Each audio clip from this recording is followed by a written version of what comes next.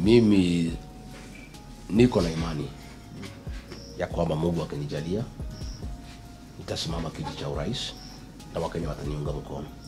Na hasa ile nimeona hapa Mbeere North, hao wote ni watu yangu, wananipigia kura. Nimepata nafasi nzuri sana kuelewa Mbeere. Shida ya kwanza ni mambo ya stima. Ile boma zote nimeingia kuna iko na stima.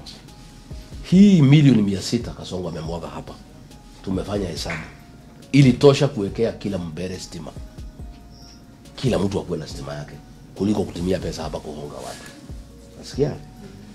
Shida iko kubwa ya barabara. Hizo barabara ya Gekuyari kwenda mpaka Ishara, Kasongo alipromise watu ya Mbeere. Hakuna kitu kinaendelea. Hizi barabara ni mbaya. Sasa nimesikia akina Ruko akisema msipochagua mtu ya serikali hakuna development. Ruko amekuwa kwa serikali mwaka 3. Kwa nini hii kazi haijafanywa? Hiyo ni uongo. Kwa sababu si alikuwa hapo. Kwa nini haikufanywa? Kwa nini sasa itafanywa saa hii? Unasikia? Mambo ya maji. Hii water project ya irrigation ya Kanyambora ilianzishwa na Sicily Kariuki. Ruto akakuja akaanzisha tukiwa naye hapa kama rais. Na ni ukora mtupu kwa sababu mifereji imewekwa lakini hakuna intake. Njia ya kujenga maji unaanza na intake, unateremsha mifereji. Sasa hii ni mifereji inaanza ikielekea kwa intake. Ni ukora tupu. Unasikia? Mambo ya maji ya kukunywa. Ile kazi iko hapa ni ile Kivuti alijaribu akiwa mjumbe. Ile stima iko ni ile JB alijaribu akiwa mbunge. Mambo ya maji ya kukunywa na ya kulima. William Ruto alisema within 6 months akichaguliwa rais atajenga damu ya Kamomo. Haijaanza mpaka saa hii. Haiko kwa budget. Ni ukora. Ati ya kwamba mkichagua huyu mtu ya UD ati hiyo damu itajengwa. Hiyo yote ni uongo. Kwa sababu ile maneno yote rais amesema Kenya, kila mtu anajua ni uongo. Umesikia juzi anasema ati atafanya Kenya ikuwe ati kama Singapore. Sasa Wakenya wanacheka. Hii mtu within 3 years ameharibu Kenya, imeisha. Amekuja alikuta masomo tuliletewa na Mwai Kibaki, ameharibu. January hii watoto wa secondary wataanza kulipa school fees. Secondary school education iletwa na Uhuru Kenyatta, ameharibu. Primary education tuliletewa na mzee wetu Mwai Kibaki. Hiyo pesa hakuna ya capitation. Hiyo pesa ndiyo anapatia Kindiki kusunguka kuhonga watu. Mambo ya Linda Mama ililetwa na Uhuru Kenyatta. Akina mama hapa wakienda kujisaidia wapate mtoto hawapati usaidizi. Biashara ameharibu. Mambo ya mgoka ameharibu. Mambo ya miraa ameharibu. Mambo ya maembe ameharibu. Within 3 years ameharibu Kenya. Sasa naambia wa Kenya ati apewe nafasi ati atafanya Kenya ikuwe kama Singapore. Huyu Ruto mkimpatia nafasi nyingine hii Kenya itakuwa kama Somalia. Labda hii aliona kama ni Singapore lakini ni Somalia. Unasikia? Sasa hii uongo yote iko hapa na Kindiki kwake huyu Soprano. Kwake hakuna barabara. Uliona madarasa kwake. Ni aibu. Hajafanya huko. Kwake lazima uende na helikopta. Huwezi fika kwake, hakuna barabara. Na amekuwa senator mwaka 10, amekuwa waziri mwaka 2, amekuwa deputy president ya kuwekelewa kwa sababu hakuna mtu alimpigia kura mwaka 1, 13 years. Hakuna kitu amefanya. Ati anakuja kuambia Wabere atawaletea development. Wabere hapana, watu wajinga. Mambo ya Ruto na serikali ni uongo mtupu. Ile development itapatikana Mbeere. Itapatikana kukipatikana mjumbe wa opposition. Huyu Getonga Mkunji, mjumbe wa Manyata. Peke yake ndio anapinga William Ruto. Kwake barabara inaendelea. Hiyo ndio dawa ya William Ruto. Anafanya kazi pahali anapingwa. Ukienda Nyanza pahali alikuwa anapingwa na hakupigiwa kura, barabara za lami zinaendelea. Stima inaendelea, maji inaendelea. Dawa ya hii Kasongo ni kupingwa. Ukimpinga analeta maendeleo. Sasa mimi naomba watu ya Mbeere. When there was a problem in this county, a abduction, Getonga Mkunji ndiye aliongea peke yake. Finance bill, Getonga Mkunji ndiye aliongea peke yake. Mambo ya Muguka ilipopangiwa na mtu anaitwa Owen Baya na ni mtu ya Kasongo. Atiambie watu ya Pwani wabane Muguka isiende coast. Mkunji ndiye alipinga, ndio hiyo maneno ikakuwa cancelled. Sasa wale wengine wote Karinda, Mundegi, Engineer Muriuki, Daboen, Karemba walinuliwa na Kasongo. Ilibaki Mkunji peke yake. Anangangana na kaunti nzima. Mimi naomba watu ya Mbeere North watupatie mwingine moja wasaidiane na Mkunji. Ndio Karisa ngangane hapa Mbeere South na Mbeere North kutetea wananchi, kusukuma maendeleo yao. Naye Mkunji ngangane pande ile nyingine. Lakini nikwambie mkichagua mtu ya UDA, huyu atakuwa ni mtu ya Yes haya Ruto. Akiambiwa SHA inafanya kazi, yes sir. Akiambiwa watoto wapigwe risasi mguu, yes sir. Akiambiwa hii, yes sir. Sasa lazima watu ya Mbeere North wachague MP wao. Leo huyu Muriuki Jagagu pale walikuwa wameita walimu pale St. Peter. Hata saa hii wako hapo wanangojea pesa. Wanapiga kelele hapo. Walikuwa wameambiwa watapewa ngiri 10, ile walipewa huko State House. Wamepewa kila mtu 3,000. Wakauliza ile walimu Ruto aliita State House aliwapatia 10,000. Kwani sisi wa Mbeere mmetushukisha bei mnatupatia 3,000 tuongezwe 7,000. Unasikia? Hawa walimu, na mimi nataka kuomba walimu wa Mbeere. Tutashangaa sana kama mmehongwa na Kasongo na 3,000. Mwende ati mtafutie mtu yake kura, na nyinyi amekata nyinyi pesa ya SHA na hakuna SHA, amekata nyinyi pesa ya housing, hakuna kazi inafanya, CBA yanyu haijafanyika, CBA yenu haijafanyika, pesa ya capitation kwa shule hakuna. Itakuwa ni aibu ati walimu wa Mbeere wale ambayo wameumizwa na hii serikali ya Kasongo, their pay slips have been raided, ati wamepewa 3,000. Just how cheap do they think our teachers are? Our teachers are professionals. Most of them ni watu wako na degree, wako na diploma. Ati wanaitwa pale wanapewa kila mtu shilingi 3,000. Sasa huyu Muriuki Jagagu anasema ati huyu Muthende ni government project. Look, that is not a representative of the people of Mbeere. People of Mbeere want their own representative. Lazima wachague kiongozi ambaye atafanyia Mbeere kazi. Hawezi chagua mtu ya serikali akuwe mwakilishi wao, kwa sababu serikali kazi yake saa hii ni kufinya watu. So itakuwa ni mambo ambayo haifai.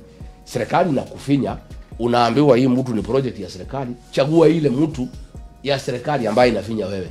Lazima uchague yule atakinga wewe usifinywe na serikali.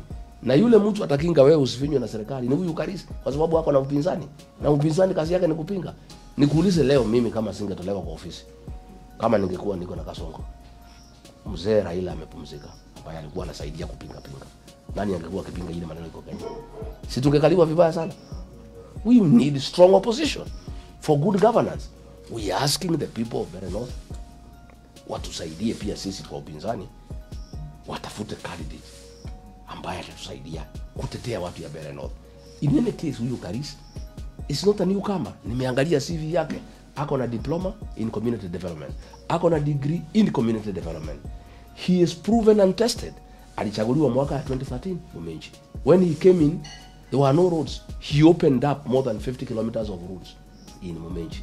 Mambo ya maji ameweka kwa tap, na kule hakuna ameweka kwa water kiosk. Mambo ya basari amegawa vizuri. When alimaliza tamu ya kwanza, watu wa Mumenji wakasema huyu MCA ametosha, wakamrudisha tena. Akafanya another 5 years. Wakamrudisha tena. So huyu ni kiongozi ambaye he is tested. He has worked and people have seen his work.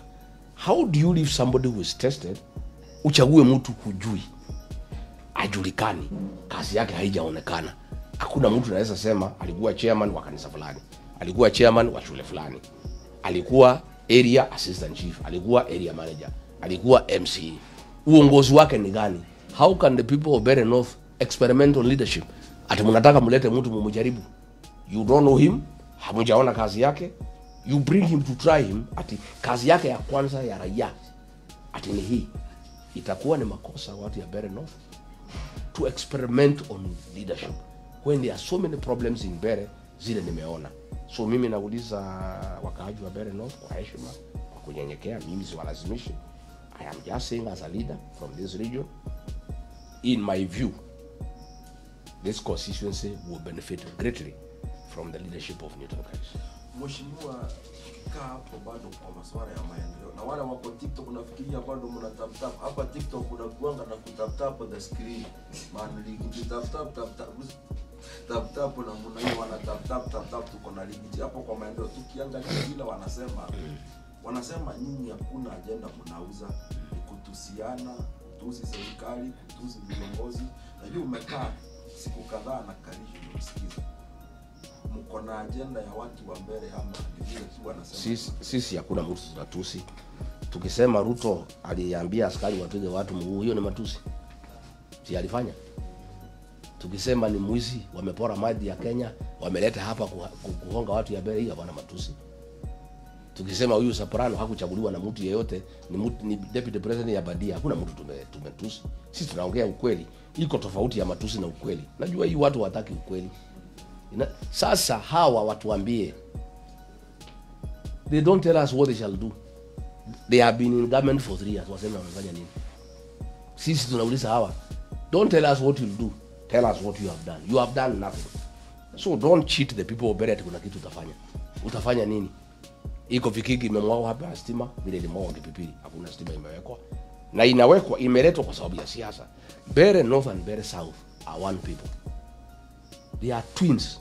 The people of Beret South and North are twins. And you know, ukiwa na mapasha, ukipatia mtoto mmoja mkate lazima upatie yule mwingine.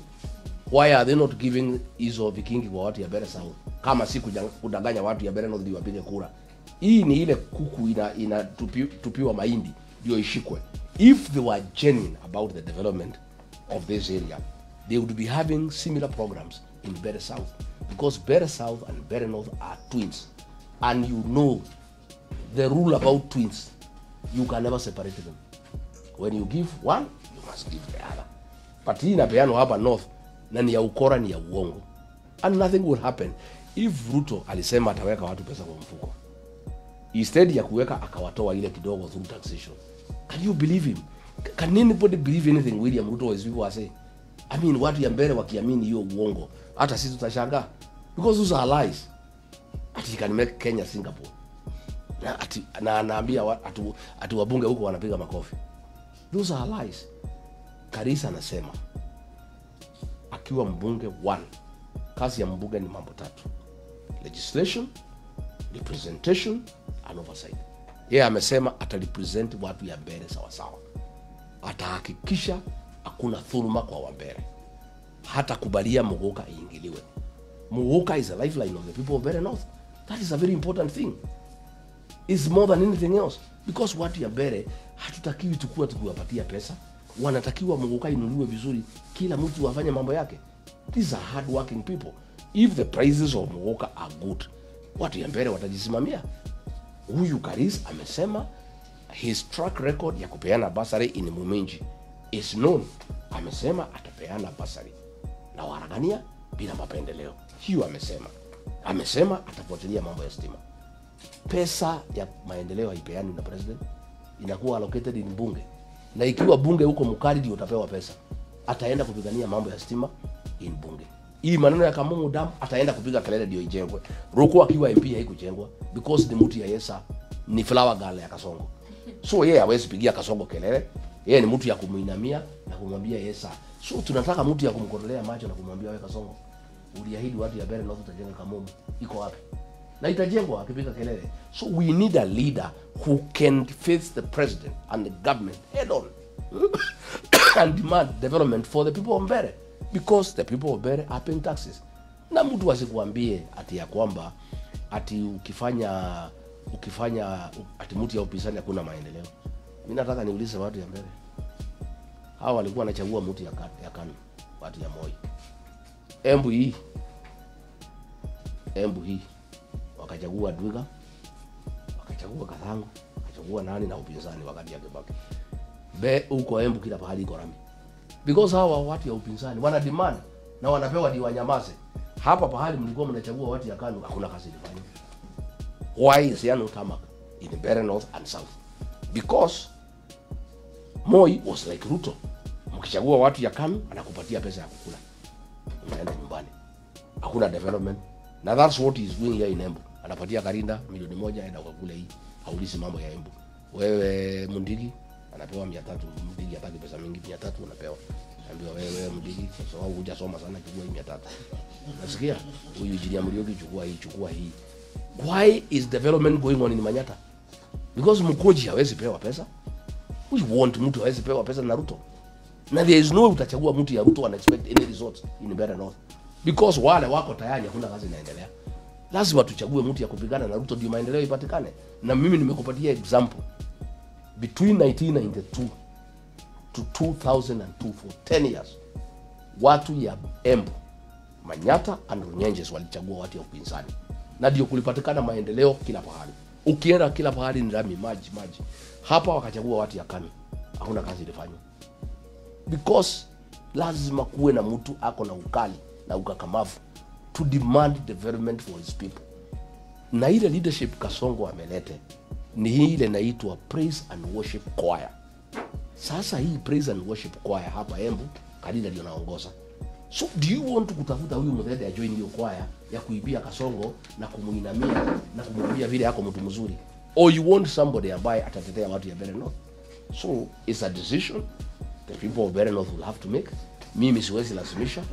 I have done what I can do to explain to them what I think, what I know, what I see with my experience. The rest watafanya wenyewe.